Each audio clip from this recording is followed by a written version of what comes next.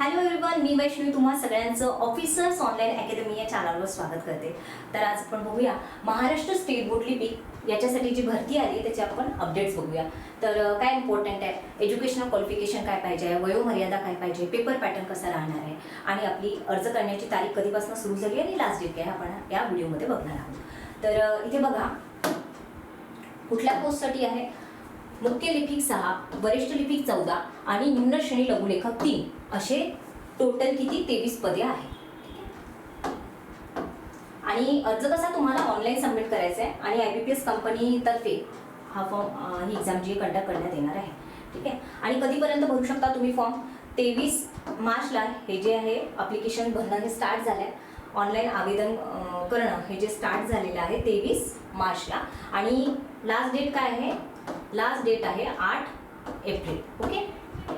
रात्री तुम्ही कधीपर्यंत भरू शकता, 8 एप्रिलला रात्री 23:59 तुम्ही हा ऑनलाईन अर्ज सबमिट करू शकता. ठीक आहे. आता आपण बघूया कुठल्या पोस्ट आहे आणि रिझर्वेशन कॅटेगरी लोकांसाठी काय काय किती किती पोस्ट आहेत सगळं आपण बघूया. ठीक आहे. तर मुख्य लिपिकसाठी बघा, मुख्य लिपिकसाठी काय दिलं आहे, टोटल पदे आहे 6. त्याच्यापैकी अजा 1, अज 1, ई माव 0, आदू ग 0, अराखीव पदे 1 आणि टोटल 3. ठीक आहे. हे काय सर्वसाधारणसाठी आहे. महिलांसाठी किती आहे, ई माव मध्ये 1 आहे, अराखीव मध्ये 1 असे 2 पदे आहे आणि माजी सैनिकसाठी 1 असे टोटल 6 पदं कशासाठी आहे, मुख्य लिपिकसाठी आहे. त्याच्यानंतर आहे वरिष्ठ लिपिक.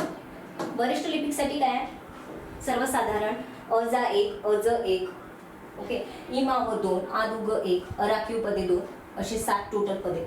महिलांसाठी आहे विजा 1, ई माव 1, आदू ग 1, अराखीव पदे 1, एकूण 4 आणि माजी सैनिकसाठी 1 असे 2 असे टोटल किती पदे आहे यांनी दिलेलं आहे.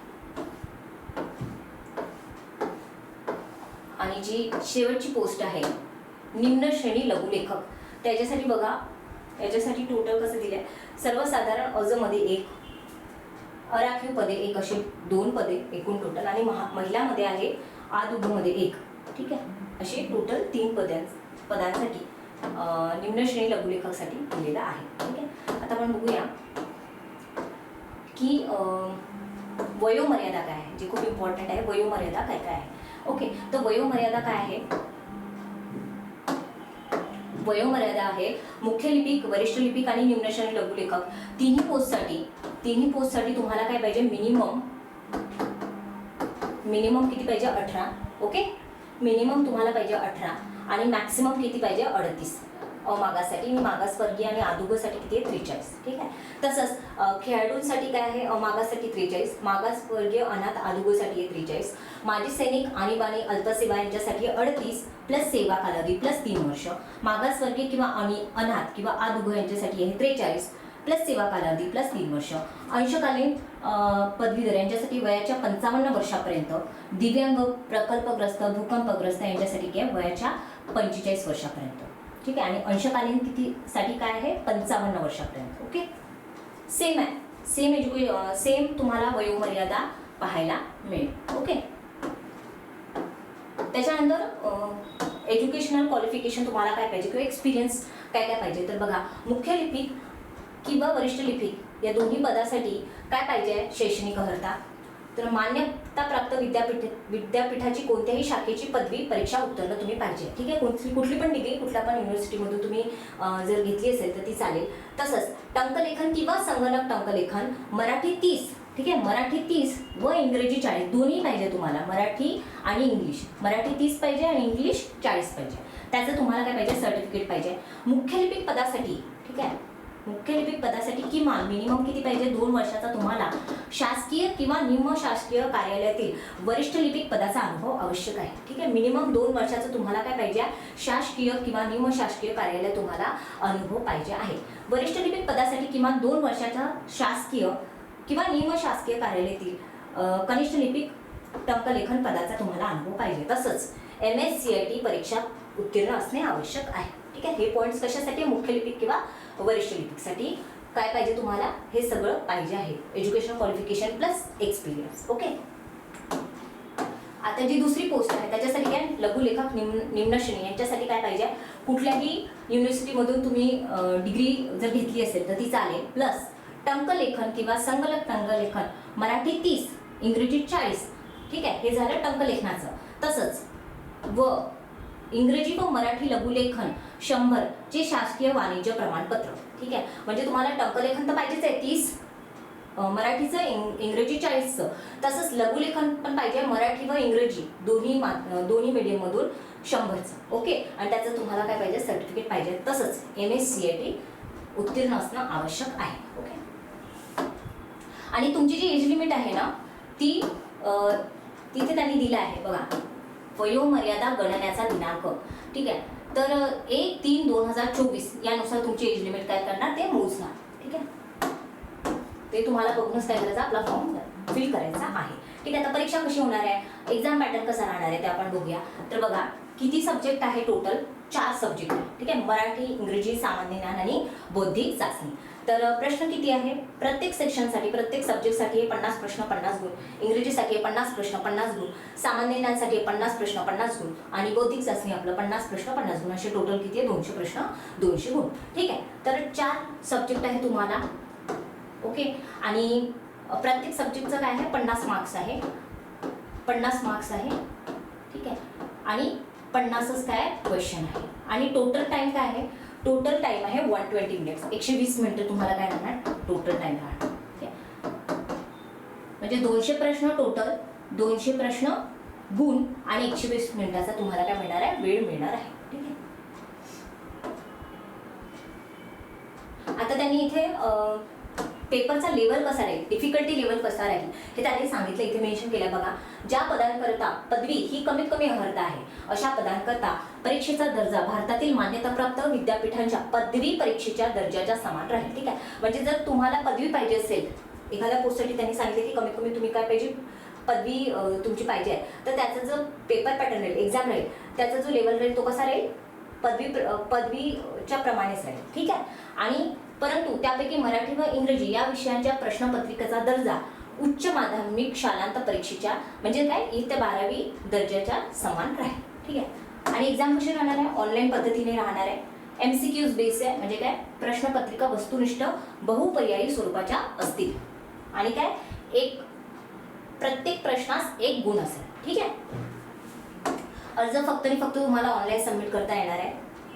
ठीक आहे, आता इथे यांनी काय दिलं आहे की जर तुम्ही महिलांच्या याच्यातून महिलांच्या आरक्षणा याच्यातून जर फॉर्म फिल करत असाल तर त्याच्यासाठी तुम्हाला काय करायचं आहे, डोमिसाईल सर्टिफिकेट तर पाहिजेच आहे सोबत. जर तुम्ही नॉन क्रिमिलियरमध्ये मोडत असाल तर त्याचं पण तुम्हाला काय पाहिजे, स्पष्टपणे दावा करणे आवश्यक आहे. आणि एक्झाम तुमचं झाल्यानंतर, तुम्ही सिलेक्शन झाल्यानंतर जेव्हा ते आपले डॉक्युमेंट्स व्हेरिफिकेशन आहे तेव्हा तुमच्याकडे हे डॉक्युमेंट्स असणं इम्पॉर्टंट आहे. फक्त काय अनुसूचित जाती व अनुसूचित जमाती बघून. ठीक आहे, नॉन क्रिमिलियर मध्ये मोडत असल्यात कोणाला सोडून अनुसूचित जाती व अनुसूचित जमाती बघून. ओके, त्याच्यानंतर त्यांनी काय सांगितलं आहे, जे नॉन क्रिमिलियर आहे, कास्ट व्हॅलिडिटी आहे किंवा EW सर्टिफिकेट आहे, हे तुम्हाला सगळं पाहिजे. खेळाडूंसाठी जे आरक्षण दिले आहे तर त्यांना तसे सर्टिफिकेट इथे पाहिजे आहे. माजी सैनिकसाठी, दिव्यांगासाठी, ठीक आहे, पदवीधर, अंशकालीन कर्मचारी आरक्षण, प्रकल्पग्रस्त आरक्षण, ते सर्टिफिकेट तुमच्याकडे काय गरजेचं आहे. ओके, आता निवड प्रक्रिया म्हणजे काय सिलेक्शन प्रोसेस कशी राहील, तर तुम्ही कुठले पाहिजे, महाराष्ट्राची पाहिजे काय कॅन्डिडेट, महाराष्ट्राची पाहिजे, म्हणजे त्याच्यासाठी तुम्हाला काय पाहिजे आहे, डोमिसाईल सर्टिफिकेट म्हणजेच काय महाराष्ट्र राज्याचे अधिवास प्रमाणपत्र असणे आवश्यक आहे. ठीक आहे, ओके. जर तुमच्याकडे डोमिसाईल सर्टिफिकेट नसेल, इथे त्यांनी मेन्शन केलंय बघा, उपलब्ध नसल्यास त्यांनी त्यांचा जन्म महाराष्ट्रात राज्यात झाला असल्याचा जन्म दाखला म्हणजे काय तुमचं बर्थ सर्टिफिकेट पण चालेल. जर तुमच्याकडे डोमिसाईल सर्टिफिकेट नसेल तर काय चालेल, तुमचं बर्थ सर्टिफिकेट पण चालेल.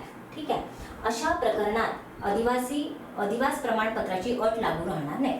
ओके, म्हणजे तुम्ही जर बर्थ सर्टिफिकेट दिलं ना तर तुम्हाला डोमिसाईल सर्टिफिकेट द्यायची गरज नाही. ठीक आहे, आता तुमच्याकडे डोमिसाईल पण नाही आहे आणि जन्मतारखेचा दाखला पण नाही, बर्थ सर्टिफिकेट पण नाही आहे, अशा वेळेस काय करायचं आहे, तुम्ही आपली शाळेची TC देऊ शकता. म्हणजे काय, शाळा सोडल्याचा दाखला सादर करणे आवश्यक नाही.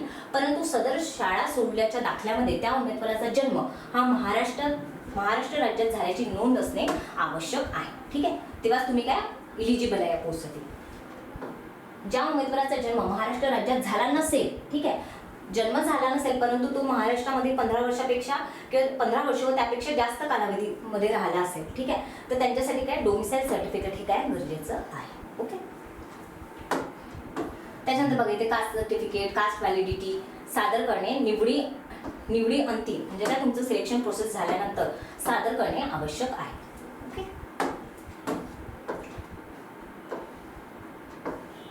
ऑनलाईन अर्ज तुम्हाला सबमिट करायचा आहे. त्यांनी साईट पण दिली आहे बघा, ही जी आहे ही साईट आहे. त्या साईटवर तुम्हाला जाऊन काय करायचं, फॉर्म फिल करायचं. काय https://ibpsonline.ibps.in/mscpdec December 23/. ठीक आहे, परत एकदा वाचते बघा, https://ibps.in/ibps.in/mscpdecember 23/. ओके, त्याच्यानंतर काय इम्पॉर्टंट आहे, पासपोर्ट साईज. ठीक आहे, तिथे तुम्हाला अपलोड करावं लागणार.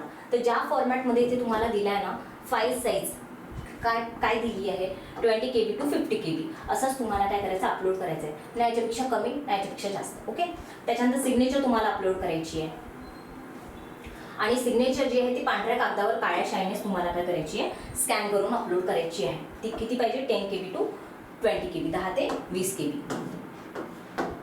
त्याच्यानंतर बघा डाव्या हाताचं अंगठ्याची निशाणी. ठीक आहे, लेफ्ट हँड थंब इम्प्रेशन तुम्हाला काय करायचं आहे.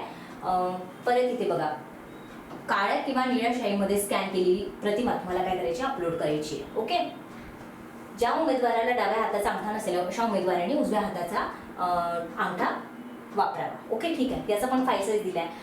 आता तुम्हाला सिग्नेचर पण आपलं हे सिग्नेचर झालं, डाव्या हाताचंही झालं. त्याच्यानंतर स्वहस्ताक्षरातील प्रतिज्ञापत्र. ठीक आहे, हे प्रतिज्ञापत्र त्यांनी दिलं आहे. इथे फॉर्मॅट दिला बघा, I name of the candidate hereby declare that. या फॉर्मॅटमध्येच तुम्हाला काय करायचं आहे, सबमिट करायचं आहे आणि फाईल साईज एवढीच पाहिजे. आणि इथे बघा, इथे तुम्ही पांढऱ्या कागदावर काळ्या किंवा निळ्या शाईमध्ये लिहिलं तरी चालेल. ठीक आहे, गरजेचं नाही काळ्या शाईमध्ये. इथे त्यांनी दिलंय बघा, काळ्या किंवा निळ्या शाईमध्ये लिहिलं तरी चालेल. ओके, आता परीक्षा शुल्क. ठीक आहे, आणि अर्ज करण्याची तारीख हा खूप इम्पॉर्टंट फॅक्टर आहे बघा. ऑलरेडी ॲप्लिकेशन काय स्टार्ट झालेले आहे 23 मार्चपासून. ठीक आहे, आणि लास्ट डेट काय 8 एप्रिल 2024. काय आहे 8 एप्रिल 2024. ठीक आहे, ही डेट तुम्हाला लक्षात ठेवायची आहे. रात्री 23:55 तुम्ही काय फॉर्म फिल करू शकता. ओके, याची जी माहिती याची PDF तुम्हाला आमच्या टेलिग्राम चॅनलला मिळून जाईल, तिथे तुम्ही बघू शकता. आता जेव्हा तुम्ही एक्झामला जाल तेव्हा तुम्हाला फक्त काय करायचं आहे, आपलं ॲडमिट कार्ड, त्याच्यानंतर ओळखीचा पुरावा आणि पेन.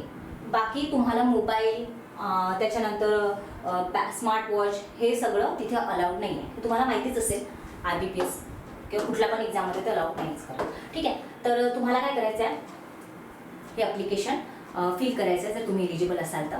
ओके, आणि आपल्या ऑफिसर्स ऑनलाईन अकॅडमी यांच्यातर्फे ही स्वच्छता निरीक्षकची बॅच ही लॉन्च करण्यात आली आहे. तर या बॅचमध्ये तुम्हाला काय मिळणार, प्रिव्हियस इयर क्वेश्चन्स ॲनालिसिस मिळणार. ओके, त्याच्यानंतर लाईव्ह प्लस डाउनलोडेड लेक्चर्स तुम्ही बघू शकता, रेकॉर्डेड बॅचेस तुम्ही बघू शकता. त्याच्यानंतर तुम्हाला फ्री ई-बुक्स, फ्री नोट्स मिळणार. त्याच्यानंतर IBPS पॅटर्ननुसार जशी एक्झाम असेल तसंच पॅटर्ननुसार तुम्हाला काय मिळणार, टेस्ट सिरीज मिळणार. आणि त्याच्यानंतर तुम्हाला जर वेळ नसेल, लाईव्ह लेक्चर तुमचं एखाद्या वेळेस मिस झालं तर काय करायचं, डाउनलोड करून ठेवायचं लेक्चर आणि ते डाउनलोड करून तुम्ही कधी पण बघू शकता आपल्या वेळेप्रमाणे आणि किती पण वेळा ते बघू शकता, अनलिमिटेड वेळा. ओके, आणि जर तुम्हाला काही प्रॉब्लेम असेल तर तुम्ही 8010457760 या नंबरवर काय करू शकता, इन्क्वायरी करू शकता. ठीक आहे, इथे नंबर लिहिते 8010457760 या नंबरवर तुम्ही टेलिग्राम किंवा व्हॉट्सअपला मेसेज करा.